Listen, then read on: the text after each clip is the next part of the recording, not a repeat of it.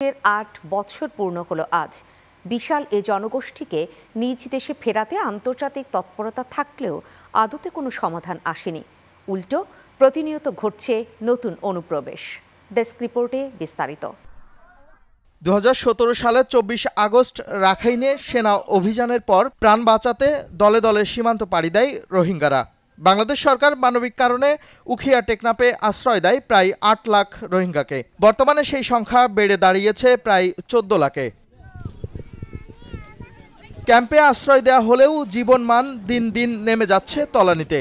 কাজের সুযোগ নেই ভবিষ্যতের নিশ্চয়তা। এছাড়া প্রতি বছর নতুন করে প্রায় 30,000 রোহিঙ্গা শিশু জন্ম নিচ্ছে ক্যাম্পগুলোতে। এদেশের কি অবস্থা রে ক্যান্সেলার এখন আছে হাড়াহাড়ি বেশি চলে বাদি বেশি মারামারি চলে বেশি হাড়াহাড়ি চলে। এখন কি রোহিঙ্গা আইয়েন না আরো আইয়ের দরিয়ার হাঁচা মানে বেশি। জাতিসংঘ সহ আন্তর্জাতিক মহল প্রত্যাবাসনের আশ্বাস দিলেও 8 বছরে একজন রোহিঙ্গাও ফেরত যায়নি রাখাইনে। বরং গত 1 বছরে নতুন করে প্রায় 1,80,000 রোহিঙ্গা এদেশে প্রবেশ করেছে।